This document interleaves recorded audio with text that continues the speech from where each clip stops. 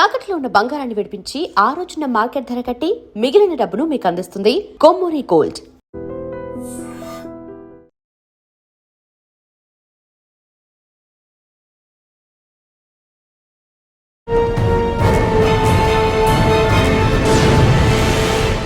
Welcome to crime diaries. ఈ వారం మన గెస్ట్ 2004 బ్యాచ్ పోలీస్ ఆఫీసర్, పేరు బి సాయి ఈశ్వర్ గౌడ్ గారు, inspector of GRP, Secunderabad.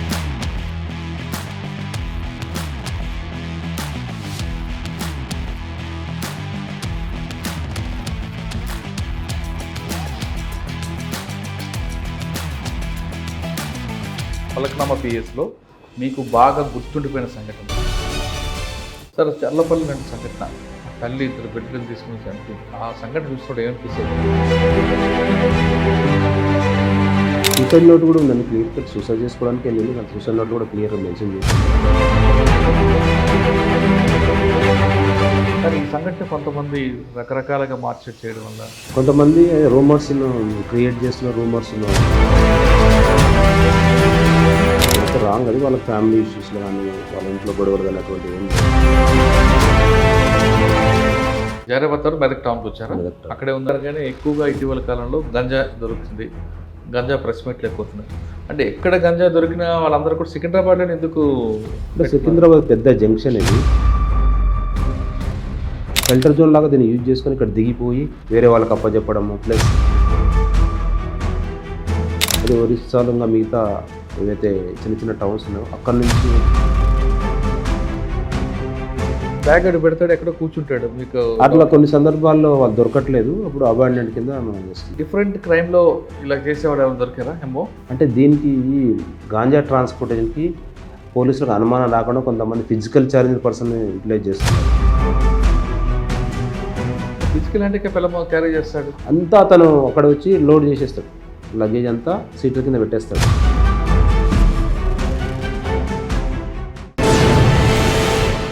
Welcome to crime diaries. ఈ వారం మన గెస్ట్ 2004 బ్యాచ్ పోలీస్ ఆఫీసర్, పేరు బి సాయి ఈశ్వర్ గౌడ్ గారు, ఇన్స్పెక్టర్ ఆఫ్ జిఆర్పి, సికింద్రాబాద్.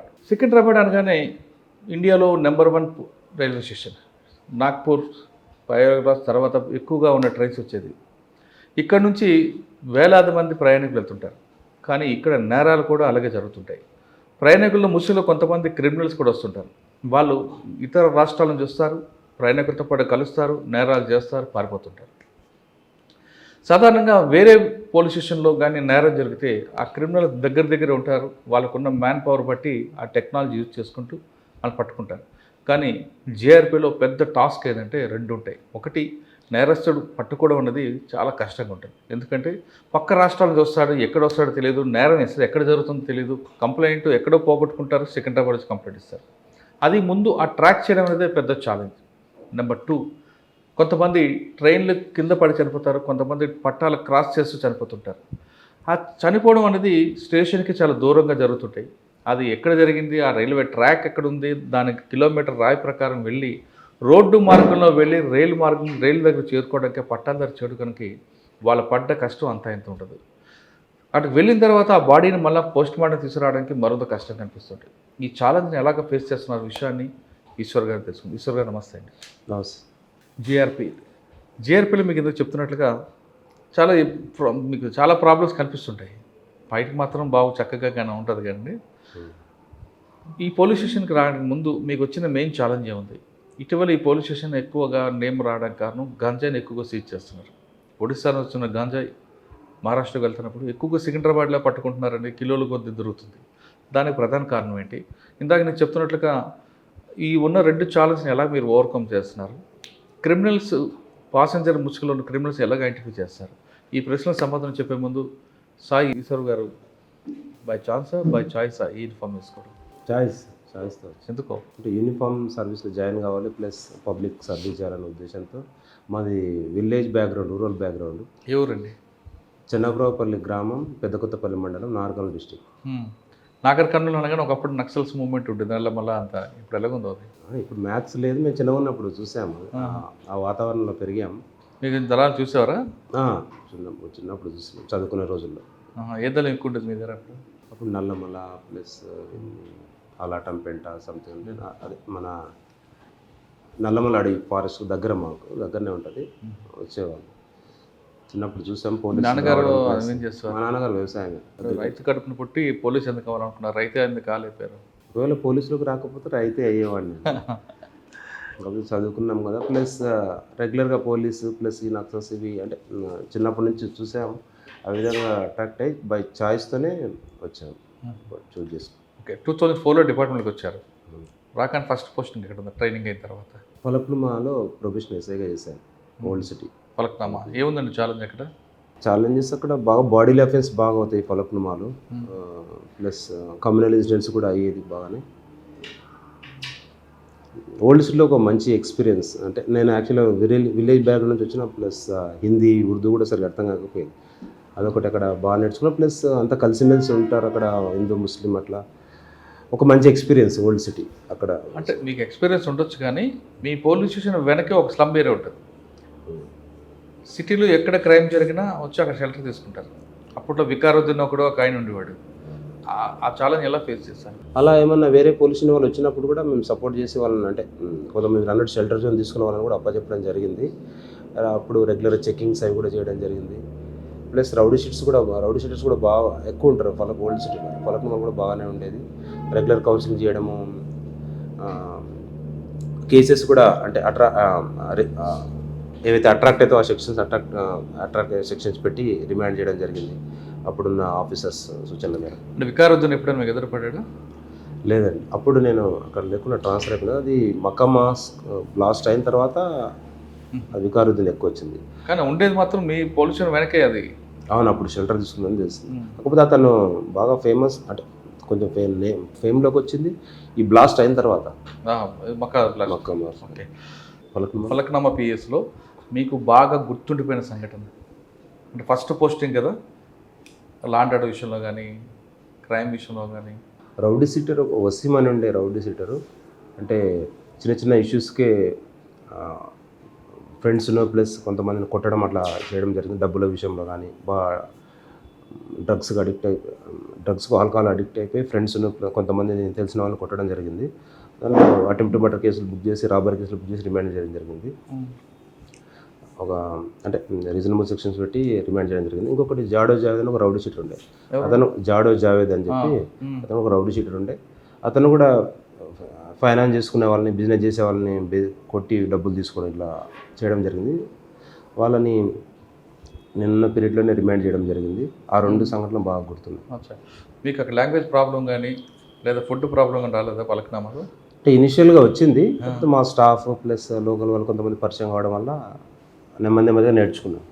కానీ అక్కడ ఫలక్నామా ప్యాలెస్ ఉంటుంది. ప్యాలెస్ బాగా చాలా అప్పుడు ఎస్ అప్పుడు నేను చేస్తున్నప్పుడు అప్పుడప్పుడు రినోవేట్ అయ్యేది. అప్పుడు వాళ్ళు తాజ్ పూర్తిగా తీసుకోలేదు. అప్పుడప్పుడు రినోవేషన్ అవుతున్నది. అది చాలా మంచి ప్లేస్ అండి ఫలక్నామా. తర్వాత ఎక్కడికి వచ్చారు? ఫలక్నామా తర్వాత ట్రాఫిక్ పోలీసుని పంజాగుట్ట అండి. ట్రాఫిక్ పోలీసుని పంజాగుట్ట. ఓకే, పంజాగుట్టలో ఏం నేర్చుకున్నారు? ట్రాఫిక్ అనేది మెయిన్ పంజాగుట్టే ఎక్కువ కనిపిస్తుంది. ముఖ్యంగా వివిఐపి మూమెంట్, ముఖ్యంగా పేషెన్స్ చాలా బాగా వస్తుంది ట్రాఫిక్లో. అంటే చాలామంది కొంతమంది వాహన చోదకులు ఏమంటుంటారు, ట్రాఫిక్లో ఓన్లీ చాలను మాత్రం వేయాలి, ఎక్కువ మాట్లాడొద్దు, మ్యాన్ హ్యాండిల్ అటువంటి ఉండొద్దు సంథింగ్ ఇట్లా అని చెప్పి ఎంత ఉంటారు. చాలా వేస్తే వేయండి, కానీ మీరు ఇంకా వేరే అద్దప్ప ఏది చేయడానికి లేదు సంథింగ్ అన్నట్లు వాహన చోదకులు ఎక్కువ అనేవాళ్ళు. అట్లా దానివల్ల ట్రాఫిక్లో మంచి పేషెన్స్ పెరిగిపోయింది. ఓపిక అనేది బాగా వచ్చింది ట్రాఫిక్లో. సరే, ఎంత ఓపిక ఉన్నా డ్యూటీలో జాయిన్ అయిన తర్వాత డ్యూటీ ఎక్కగానే ఓపిక ఉంటుందా? కానీ డ్యూటీ దిగే సమయానికి క్రమేపీ తగ్గుతుంటుంది. ఒకవేళ 8 hours డ్యూటీ అయిపోయింది, మీరు అప్పటికి ఇంకో 2 hours ఎక్స్ట్రా ఉంటారు. అప్పటికి డ్యూటీ మన ఎనర్జీ తగ్గుతుంటుంది.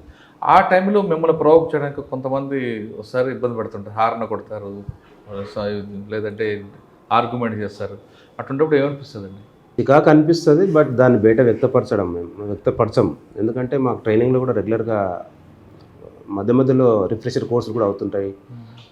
సీనియర్ ఆఫీసర్స్ మాకు ఎప్పటికప్పుడు గైడ్ చేస్తూనే ఉంటారు. మనం చాలా ఓపికగా ఉండాలా అని చెప్పి గైడ్ చేస్తుంటారు. కాబట్టి అది అలవాటు. ఇరిటేట్ చేస్తుంటారు కదండి. ఇరిటేట్ చేసినా తప్ప సాఫ్ట్గా సమానం చెప్పాల్సింది. సార్, ఇది కాకుండా మీరు నాగార్జున సర్కిల్ అవ్వచ్చు, లేదంటే బేగంపేట, ఇక్కడ డ్రంక్ అండ్ డ్రైవ్ జరుగుతుంటాయి. ఇక వాళ్ళతో మరొక ఆర్గ్యుమెంట్ ఉంటుంది కదా మీకు? ఆర్గ్యుమెంట్ ఉంటుంది. ఆర్గ్యుమెంట్ ఉన్నా కూడా కేసు అయితే తప్పకుండా వేస్తాం. అది పక్కా షూట్ అవుతుంటుంది. వీడియో రికార్డింగ్ అవుతుంటుంది. దాని తర్వాత ఒకవేళ వినకపోతే క్రిమినల్ కేసు కూడా అవుతాయి వాళ్ళపైన. అట్లా చాలా సంఘటనలు అయినాయి. ఓకే, ఒక సంఘటన చెప్పండి, బాగా ఆర్గ్యుమెంట్ చేసి. నేను చార్మినార్ ట్రాఫిక్ ఇన్స్పెక్టర్ చేస్తున్నప్పుడు ఐఎస్ఎం దగ్గరలో డ్రంక్ అండ్ డ్రైవ్ చేస్తున్నప్పుడు అక్కడ సింగరేణి కాలనీ ఉంటుంది దగ్గరలో. అవును. అయితే అక్కడ ఒక లేడీ, అంటే ముందు భర్తకు మనం డ్రంక్ అండ్ డ్రైవ్ వేసినాం, చాలా ఇష్యూ చేయడం జరిగింది. తర్వాత అప్పుడు డ్రంక్ అండ్ డ్రైవ్ అయిన తర్వాత వెహికల్ సీజ్ చేయాల్సి వస్తుంది కదా, వెహికల్ సీజ్ చేసినాం కారు. అయితే ఆమె బాగా ఆర్గ్యూ చేసింది. ఆర్గ్యూ చేసి ఎటు తిరిగి ఈ బండి నేను తీసుకెళ్ళాలి ఈరోజు అన్నట్లు ఆర్గ్యూ చేసింది. పెట్రోల్ కూడా తెప్పించుకొని పెట్రోల్ కూడా వస్తుంది. లోకల్ పోలీసులను పిలిపించేసి ఆమెకు లోకల్ ఉమెన్ ఆఫీసర్ వాళ్ళు కూడా రావడం జరిగింది. పిలిపించేసి వాళ్ళ లాండర్ పోలీసులు అప్పచెప్పి అక్కడ కంప్లైంట్ ఇచ్చినాం. ఎఫ్ఐఆర్ కూడా అయింది. అంటే చాలాసేపు ఆర్గ్యూ అయింది. అట్లా ఒకరు ఆర్గ్యూ చేస్తున్నప్పుడు మిగతా వాళ్ళు కూడా వాళ్ళతో జత అవుతుంటారు కొంతమంది.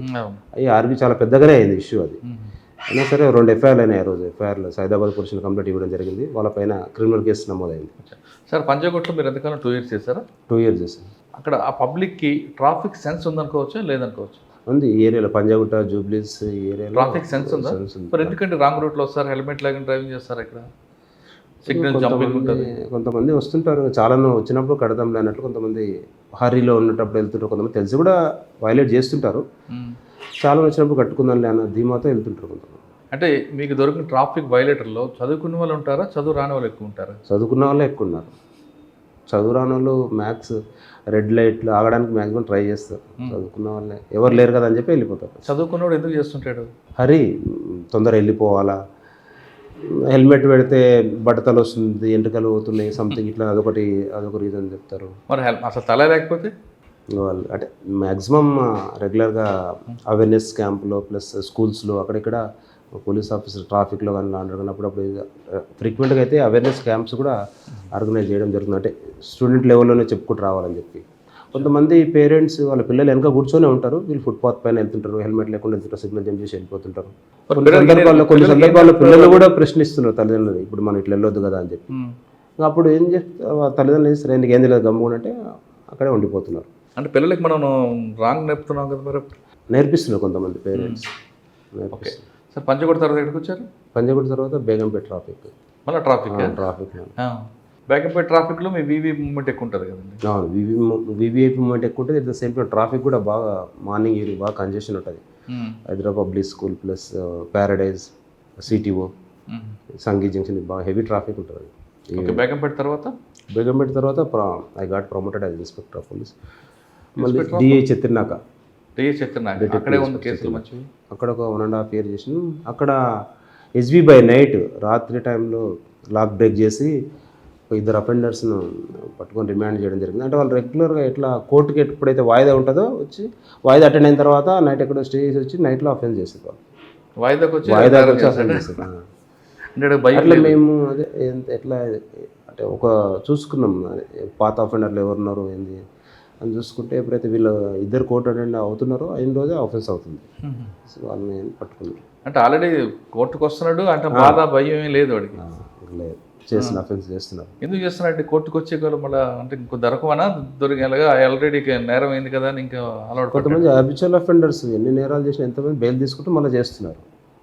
ఎక్సెప్ట్ పీడీ యాక్ట్ ఒకవేళ ఇంప్లిమెంట్ చేసిన పీడీ యాక్ట్ ఇంపోజ్ చేసిన వాళ్ళు కూడా కొంతమంది అఫెన్స్ మళ్ళీ చేస్తూనే ఉన్నారు. సరే, డిఏ తర్వాత మళ్ళీ ఇన్స్పెక్టర్ ప్రమోషన్ వచ్చిందా? అదే ప్రమోషన్ తర్వాతనే డిఐ చెత్తినాక వెళ్ళాను. ఓకే, తర్వాత దాని తర్వాత జైరాబాద్ వెళ్ళండి, మన ఎలక్షన్ కోడ్లో జైరాబాద్ జైరాబాద్లో ఒక 8 months చేశాను. తర్వాత మెదక్ టౌన్ ఇన్స్పెక్టర్. జైరాబాద్లో ఏముందండి, మీరు కంప్లీట్గా అర్బన్ చేశారు, అక్కడ నుండి రూరల్కి వెళ్ళిపోయారు. జైరాబాద్ మళ్ళీ రూరల్ కల్చర్ అంతా అగ్రికల్చర్కి సంబంధించిన ఇష్యూస్ ప్లస్ ఏమిటా క్రైమ్ నేచర్ అక్కడ కూడా దొంగతనాలు బాగానే అవుతాయి. స్టేట్ బార్డర్ అది దొంగతనాలు, హైవే థెఫ్ట్స్ ప్లస్ మన జ్యువెలరీ షాప్లో దొంగతనాలు. రూరల్ బ్యాక్గ్రౌండ్ బట్టి పొలాల పంచాయతీలు అంటే గెట్టు దగ్గర పంచాయతీ. బంగారం షాప్ దొంగతనం ఏంటిది? బంగారం షాప్ ఒకసారి దొంగతనం జైరాబాద్లో డిటెక్ట్ అయింది. అది ఇది మనపురం అయింది. ఎవరు ముత్తూట్ ఫైనాన్స్ జార్ఖండ్ వాళ్ళు చేశారు. ముత్తూట్ ఫైనాన్స్ జార్ఖండ్ వాళ్ళు మీరు అక్కడే ఉన్నారా? అవును. అంటే అఫెన్స్ నేను వెళ్ళడం కన్నా ముందే అయింది. తర్వాత ఇన్వెస్టిగేషన్ ఉన్నది, నేను కూడా జార్ఖండ్ వెళ్ళడం జరిగింది. అది అఫ్జల్గంజ్లో క్యాష్ పట్టుకొస్తాడు, అదే ఉండొచ్చు. మనపురం అయితే అదే ముత్తూట్ అయితే అదే పెద్ద అఫెన్స్ అది. ఓకే, జారేబాద్ తర్వాత మెదక్ టౌన్కి వచ్చారా? మెదక్ టౌన్. అక్కడే ఉందండి. మెదక్ టౌన్లో కూడా దొంగతనాలు బాగానే అవుతుంటాయి. ఇవి హెచ్బీ నైట్ హెచ్బీ డే ఆఫెన్స్లు అవుతుంటాయి. దొంగతనాలు ఎక్కువ అక్కడ కూడా. దొంగతనాలు అంటే డే హెచ్పీ ఉంటుందా, నైట్ హెచ్పీ ఉంటుంది? నైటే ఎక్కువ ఉంటాయి. అంటే అక్కడ గ్యాంగ్స్ ఏమో అవుతాయా లేదా అన్ఎక్స్పెక్టెడ్గా చేస్తారా ఏంటి అక్కడ? అంటే చుట్టుపక్కల వాళ్ళే చేస్తారు ఎక్కువ. అక్కడ గ్యాంగ్స్ కూడా వస్తాయి, మహారాష్ట్ర నుంచి కూడా వస్తారు. అయితే మెదక్లో చేసినప్పుడు ఏటీఎం అఫెన్స్ అయింది. సంగారెడ్డిలో కౌడిపల్లో వేసుకుంటూ వచ్చేసి ఒక ఎంత వాళ్ళు సీసీ ఫుటేజ్ చూస్తే ఒక 6 నిమిషాలు వాళ్ళ అఫెన్స్ పూర్తి చేసేస్తున్నారు. అంటే లేటెస్ట్ ఎక్విప్మెంట్ తీసుకొచ్చి గ్యాస్ కట్టర్ ద్వారా ఏటీఎం మిషన్ కట్ చేసేసి అమౌంట్ దొంగతనం వేసి తీసుకెళ్ళేది. అయితే ఆ రోజు నైట్లో మాకు ఒక హెడ్ కానిస్టేబుల్ ఉండే. అప్పుడు మెదక్లో ఆ ఏటీఎం ఎస్బీఐ ఏటీఎం దగ్గరకు వచ్చి దాన్ని కట్ చేశారు. కట్ చేసే క్రమంలో మా హెడ్ కానిస్టేబుల్ పెట్రోలింగ్లో సైరన్ వేసుకుంటూ వస్తే ఆ సైరన్ విని ఆ కట్ చేసే క్రమంలో వాళ్ళ ఆ సైరన్ వినడం వల్ల వీళ్ళు ఏకాగ్రత కోల్పోయి ఆ డబ్బులకు ఫైర్ అంటుకుంది. ఈ సైరన్ కూడా ఉండడం వల్ల వాళ్ళు ఏం చేసిండ్రు, అవన్నీ అట్లే వదిలేసి పారిపోయారు. వాళ్ళు వెహికల్ తీసుకొని వచ్చిన హర్యానా యూపీ వాళ్ళు కలిసి వచ్చినారు. చేసినాము, ముందు వాళ్ళకు కూడా అలర్ట్ చేసినాము. మ్యాక్సిమం ట్రై చేసినా దొరకలేదు. వాళ్ళు విపరీతమైన స్పీడ్ ఉన్నారు, దుమ్ము కనిపిస్తుంది తప్ప వెహికల్ కనిపిస్తలేదు, అంత స్పీడ్లో ఉన్నారు. అదొక ముఖ్యమైన సంఘటన జరిగింది. మ్యాక్స్ నిజామాబాద్ అంతా అలర్ట్ చేసినాము కానీ దొరకలేదు. తర్వాత దొరికింది వాళ్ళు. తర్వాత యూపీ వెళ్ళి పట్టుకొచ్చినాం. శీష్గఢ్ అని పోలీస్ స్టేషన్ లిమిట్స్లో ఉంటారు వాళ్ళు, బరేలీ డిస్టిక్. అక్కడికి వెళ్ళి పట్టుకొచ్చినాం. రికవర్ అయింది. అంటే ఇంటాక్ట్ కాలేదు, మ్యాక్స్ రికవర్ అయింది. వాళ్ళ వెహికల్స్ కూడా సీజ్ చేయడం జరిగింది. డబ్బులు ఇక్కడ కాలిపోయినాయి. కొన్ని కాలిపోయినాయి, కొన్ని ఏమో పూర్తిగా ఏం కాలిపోయి, కొన్ని నెంబర్ ఉన్నది. కొన్ని సార్ బ్యాంకుల దగ్గర సాధారణంగా ఉదయం టైంలో సెక్యూరిటీ ఉంటుంది, ఏటీఎం దగ్గర రాత్రి టైం ఎందుకు సెక్యూరిటీ ఉండదు? సెక్యూరిటీ వాళ్ళు కొన్ని ఏటీఎంలో ఉంది, కొన్ని ఏటీఎంల దగ్గర లేదు. ఇప్పుడు అందులోన అంటే వాళ్ళు కొంతమంది వీళ్ళు కూడా బెదిరికుంటారు. అఫెన్స్లో అయితే కొంతమంది వాచ్మెన్ చేయడానికి నైట్ టైంలో బెదిరికోవడం వల్ల అదొకటి పెట్టలేదు. కొంతమంది ఏమో అఫోర్డ్ చేయలేక పెట్టట్లేదు. మెదక్ తర్వాత ఎక్కడికి వచ్చారు? మెదక్ తర్వాత మిర్యాల కూడా వెళ్ళండి. అవునా? మిర్యాల కూడా 2 టౌన్ పోలీస్ స్టేషన్. అక్కడే ఉందో? అక్కడ అంతా కమర్షియల్ అంటే రైస్ మిల్స్ ప్లస్ అక్కడ కూడా అఫెన్స్లు ఎక్కడ పోయినా హెచ్బీ నైట్లు అయితే నేరాలు ఎక్కడ మిర్యాల కూడా అనగానే పేకాడ క్లబ్బులు లేవు. ఇప్పుడు లేవు క్లోజా? లేవు. పేకాడ క్లబ్లు అట్లా అలాంటిది ఏం లేదు. ఏముందండి మీ మార్క్ ఏముంది అక్కడ? అక్కడ అబ్జర్వేషన్ మెయిన్ రైస్ మిల్స్ బాగా హైలైట్. వాళ్ళు ఎవరి పని అక్కడ బిజినెస్ మీద ఎక్కువ ఇంట్రెస్ట్ ఉంటుంది అక్కడ. నల్గొండ కన్నా కూడా మిర్యాల కూడా పక్కన కృష్ణానది దాటిన తర్వాత కొంత గ్యాంగ్లు వస్తుంటాయి. వచ్చి ఇక్కడ ఎఫ్ఎన్ చేసి అక్కడ అటెన్షన్ డైవర్షన్ ఎక్కువ అవుతుంటాయి. బ్యాంకుల దగ్గర, క్యాష్ బస్ ఎక్కే దగ్గర, జిప్ ఆపరేటింగ్ అటెన్షన్ డైవర్షన్ అవుతుంటాయి. అవును, అటువంటి గ్యాంగ్స్ ఏం పట్టుకున్నారా? జిప్ ఆపరేటింగ్ పట్టుకున్నారు లేడీస్ని. లేడీ అఫెండర్ చేస్తారు. వాళ్ళు చిన్నపిల్లల్ని తీసుకొని వస్తారు. చిన్నపిల్లలు అన్నప్పుడు మనం కొంచెం కన్సర్న్ చూపిస్తాం కదా, ఎక్కేటప్పుడు దిగేటప్పుడు. కొంచెం వాళ్ళు 2-3 ఉంటారు, 2 లేదంటే 3 ఉంటారు. ఒకరేమో అటెన్షన్ డైవర్ట్ చేస్తారు, ఒకరేమో జిప్ ఓపెన్ చేసి చిన్నగా తీసుకుంటారు. దాంట్లో ఒక కవరు సంచి ఏదో అడ్డం పెడతారు కనిపించకుండా. ఒక ఆమె తోస్తుంటుంది, ఒక ఆమె తీసుకుంటుంటుంది.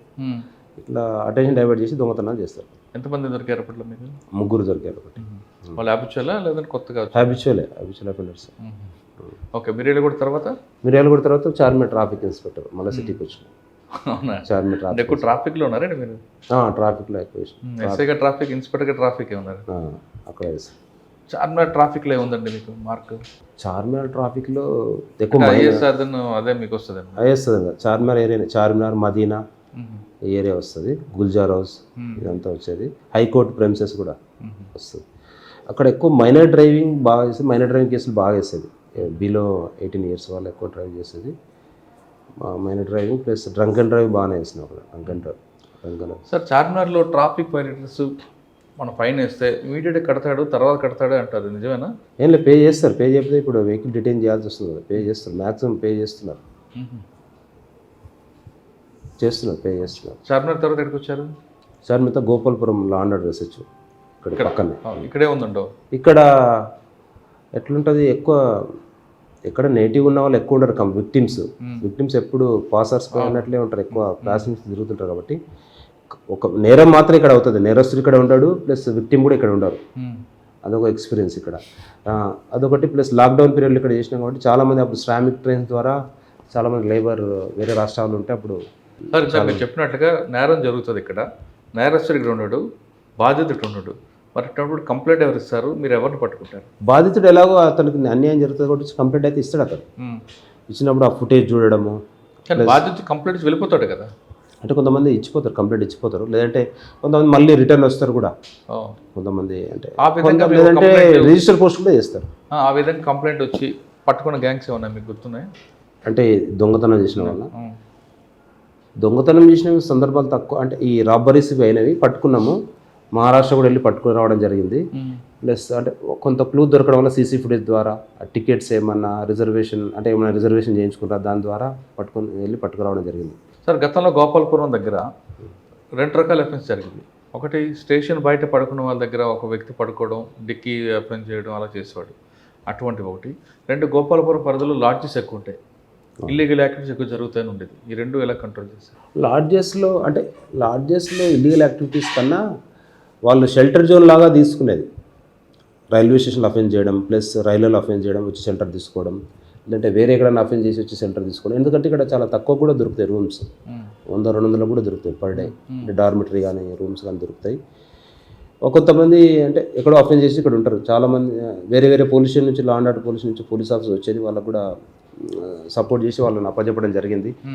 అంటే ప్రయాణికుడి దగ్గర పడుకొని నేరం చేసే వాళ్ళని పట్టుకున్నారు ఏమన్నా? పట్టుకున్నాం, అట్లా కూడా పట్టుకున్నాం. ప్రయాణికుల దగ్గర చేసి లాడ్జ్లో అఫెన్స్ చేసి, అంటే ప్రయాణికుల దగ్గర దొంగతనం చేసి పడుకున్న వాళ్ళ దగ్గర లాడ్జ్లో అకామిడేషన్ తీసుకున్న వాళ్ళు పట్టుకున్నాం. అట్ ద సేమ్ టైం కొంతమంది గోపాల్పురం ఎక్స్పీరియన్స్ ఏంటంటే railway name plus railway station దగ్గర ఉండడం వల్ల చాలామంది మన రైల్వే డిపార్ట్మెంట్ ఉద్యోగాలు ఇప్పిస్తామని చెప్పి డబ్బులు తీసుకున్నారు కొంతమంది. అటువంటి వాళ్ళు వచ్చి రైల్వే స్టేషన్ ప్రెమిసెస్లోనే లాడ్జ్లో రూమ్ తీసుకున్నారు. అటువంటి గ్యాంగ్స్ పట్టుకున్నాం, ఒక 3 గ్యాంగ్స్ పట్టుకున్నాం. అంటే ఒకరొకరి దగ్గర విక్టిమ్స్ దగ్గర 1 లక్ష, 2 లక్షలు, 5 లక్షలు ఇట్లా రైల్వే నేమ్ చూపించడం, ఆ ప్రెమిసెస్ తిప్పడం, ఇక్కడ ఉద్యోగాలు ఇప్పిస్తామని చెప్పి చేయడం జరిగింది. అటువంటి వాళ్ళు పట్టుకున్నాం. ఇక్కడ మీరు చెప్తున్నారు నేరం చేసిన వ్యక్తి ఈ స్టేట్ వాడు ఉంటాడు, ఎక్కడో స్టేట్ నుంచి చూసుకొస్తుంటాడు. బయట వాళ్ళే ఉంటారు ఎక్కువ, యూపీ, బీహార్, హర్యానా. కానీ గతంలో గోపాల్పురం నేరం చేసి పక్కనే మోటార్ మార్కెట్ లిమిట్స్కి వెళ్ళిపోయారు. ఇది మా లిమిట్స్ కదా, మా లిమిట్స్ ప్రాబ్లం ఒకటి ఉండేది. ఆ ప్రాబ్లం సాల్వ్ అయింది, ఇప్పటికీ ఉందా? ఏం లేదు, సాల్వ్ అయింది. అది ఏమన్నా 0 FIR వేసి ట్రాన్స్ఫర్ చేస్తున్నాం. ఎక్కడ బోర్డర్ మాది కాదు, ఆల్ఫా హోటల్ దాటిన తర్వాత అలా ఏం చెప్పట్లేదు. ఇప్పుడైనా సరే మేము 0 FIRలు ఇక్కడ GRPలో కూడా 0 FIRలు చాలా అవుతాయి.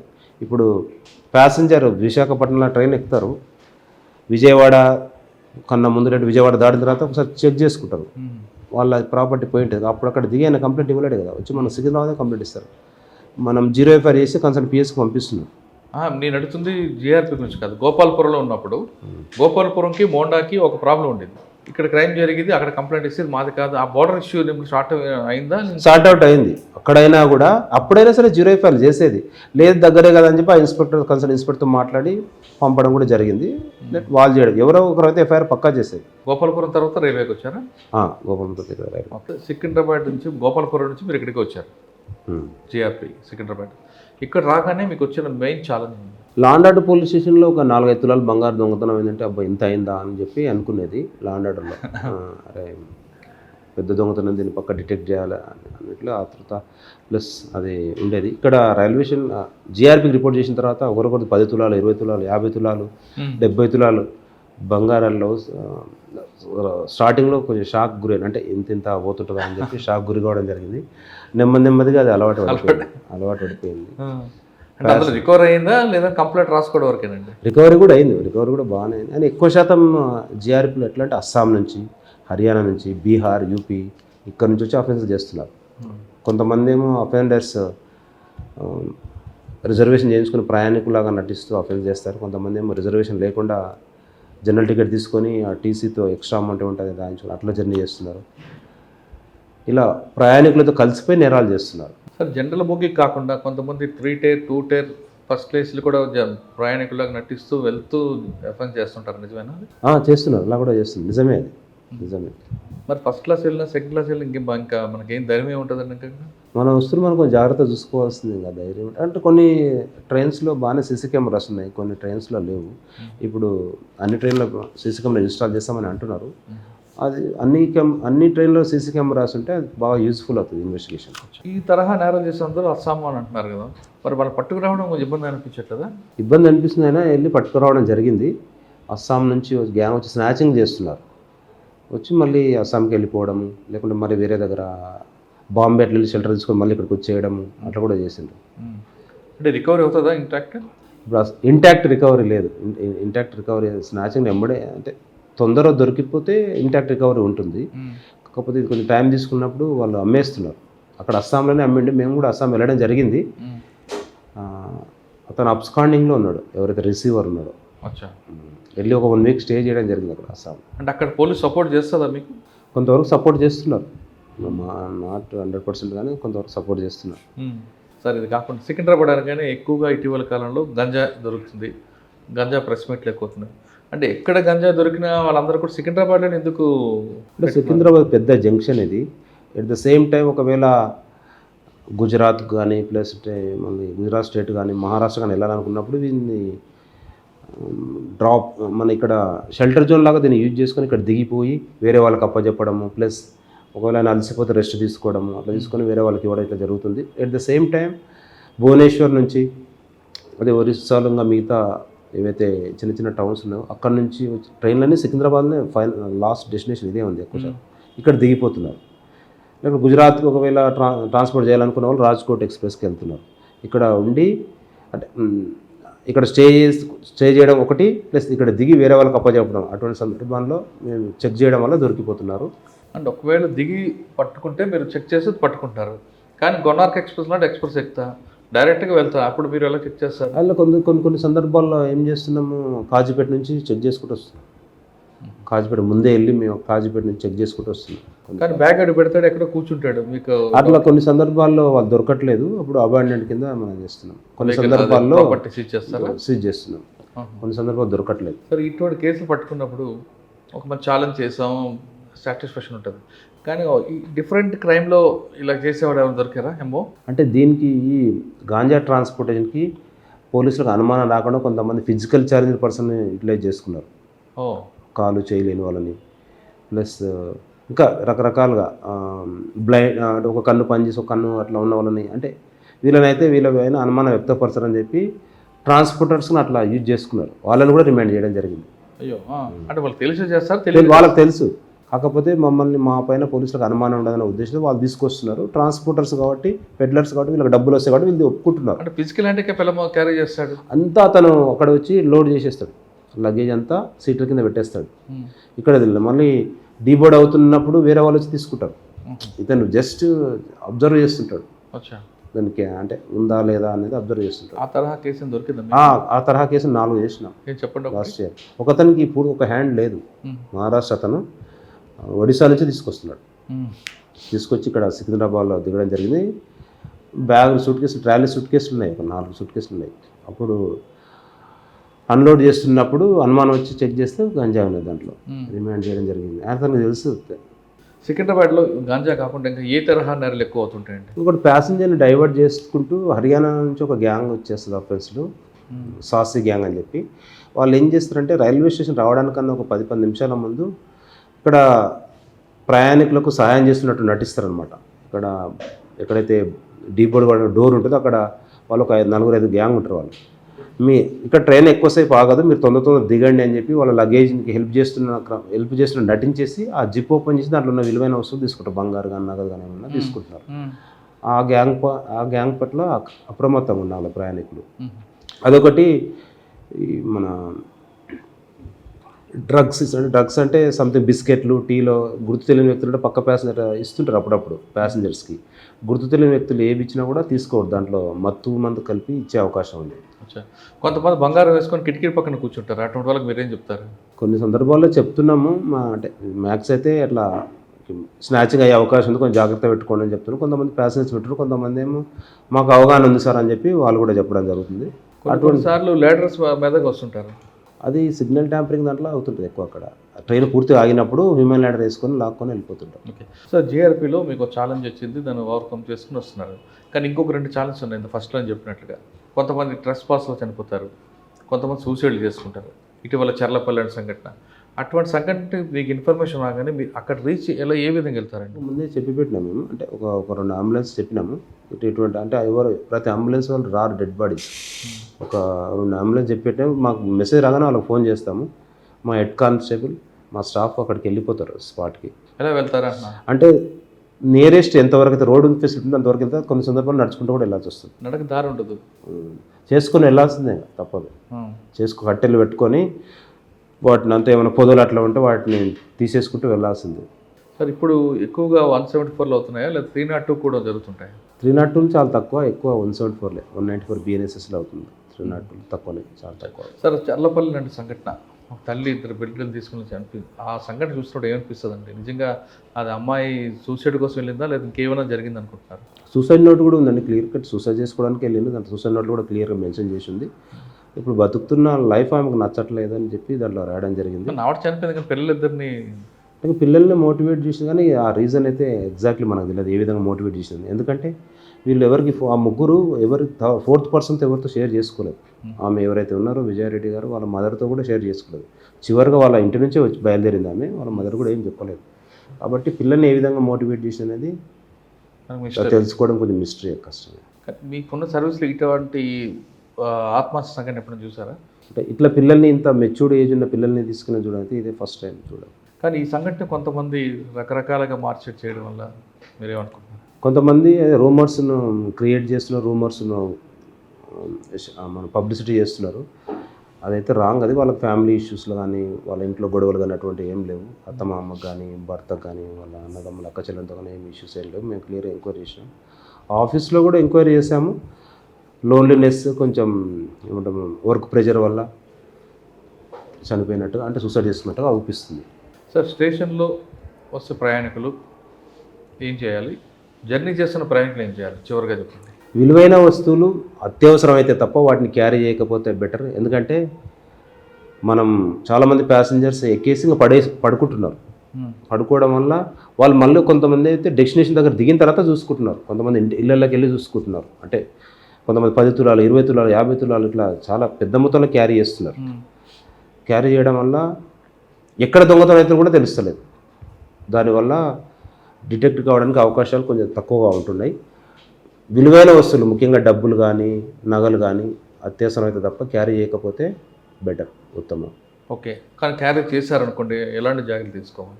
క్యారీ చేస్తున్నప్పుడు ముఖ్యంగా దొంగతనం కావడానికి అవకాశం ఎప్పుడుందంటే టైం మధ్యరాత్రి 12:30 తర్వాత 4 మధ్యనే ఎక్కువ అవకాశం ఉంది. ఆ టైంలో కొంచెం అంటే ఎక్కువ శాతం ట్రైన్లో 3-4 ఒక ఫ్యామిలీ కలిసి జర్నీ చేస్తుంటారు. మధ్యలో అలారం పెట్టుకోవడమా లేకుంటే మధ్యలో లేచి చూసుకోవడమా అట్లా చేస్తుంటే మనకు కనీసం అంటే ఇది ఎక్కడ జరిగిందనే తెలుసుకునే అవకాశం ఉంటుంది. స్టేషన్లో ట్రైన్ ఆగగానే ప్రయాణికులు వాళ్ళ దిగక ముందే నెట్టుకుంటూ లోపలికి వెళ్తుంటారు. ఆ టైంలో కూడా క్రైమ్ జరుగుతుందా? ఆ టైంలో కూడా బోర్డింగ్ అయ్యే టైంలో కూడా క్రైమ్ జరిగే అవకాశం ఉంది. చిన్నపిల్ల ఇవాళ రేపు కొత్తగా ఏం చేస్తున్నారంటే చిన్నపిల్లల్ని, అమ్మాయిని అబ్బాయిని ఎంట పెట్టుకొని వస్తున్నారు అఫెండర్స్, అటెన్షన్ డైవర్ట్ చేయడానికి. అంటే వీళ్ళు పిల్లలు ఉన్నారు కదా, వీళ్ళు అఫెండర్స్ కాదని ప్యాసింజర్స్ అనుకుంటారని చెప్పి ఆ ఉద్దేశంతో వాళ్ళు తీసుకొస్తున్నారు. అటువంటి గ్యాంగ్స్ కూడా పట్టుకున్నాము. ఎక్కేటప్పుడు దిగేటప్పుడు కొంచెం అలర్ట్గా ఉండాలా. యాక్చువల్గా రిజర్వేషన్ ఉన్న వాళ్ళు మాత్రం అట్లా తోసుకొని ఎక్కాల్సిన అవసరం లేదు. ఎందుకంటే ట్రైన్ చాలాసేపు అవుతుంది, ఇక్కడ ఎక్కొచ్చు. జనరల్ దగ్గర క్యూ మేనేజర్ పెట్టి అంటే ఆర్పిఎఫ్ సపోర్ట్తో వాళ్ళకు అంటే పూర్తి దిగిన తర్వాతనే ఎక్కే వాళ్ళని ఎక్కే విధంగా మేము సహాయం చేస్తున్నాం. సికింద్రాబాద్ వచ్చే ప్రయాణికులకి ముఖ్యంగా చేయాల్సింది, నేర్చుకోవాల్సింది ఈశ్వర్ గారు చెప్తున్నారు. ట్రైన్ ఆగిన తర్వాత కంపార్ట్మెంట్లోకి వెళ్ళండి, అంతేగాని అవతల వ్యక్తులు దిగక ముందే మీరు నెట్టుకుంటూ వెళ్తే అందులో మీ దీంట్లోనే ఒక క్రిమినల్ ఉంటాడు, మీకు జరగాల్సిన నష్టం జరుగుతుందంటే హెచ్చరిస్తున్నారు. అంతేకాకుండా ఎక్కువ లగేజ్ క్యారీ చేయొద్దు. ఒకవేళ క్యారీ చేసిన వ్యక్తులు మరో 2 మీ బంధువులు తీసుకువెళ్ళండి, మధ్యలో చూడండి. ముఖ్యంగా రాత్రి 12 నుంచి తెల్లవారు 4 గంటల మధ్యన దొంగతనాలు జరుగుతున్నాయి కాబట్టి ఆ టైంలో మెలకుగా ఉంటే మీ భద్రత చక్కగా ఉంటుంది, లేదంటే మీరు కూడా ఇబ్బంది పడాల్సిన అవసరం ఉంటుందంటూ ఈశ్వర్ గారు చెప్తున్నారు. ఇది ఈశ్వర్ గారితో ఎక్స్క్లూజివ్ ఇంటర్వ్యూ. వచ్చే వారం మరొక ఇష్టం మళ్ళీ కలుద్దాం. అంతవరకు నమస్తే. Thank you very much sir. Thank you sir. iDreams, this police diaries is something very, very valuable towards that. I must really appreciate Murali, your insights. iDreams founder and CEO Chinna Vasudev Reddy గారితోని Muralidhar crime stories చాలా famous అయిపోయినాయి. Gautam Savan garu and Sajjan Good. Well done. I congratulate him for doing so well, and I congratulate him his boss also. So well.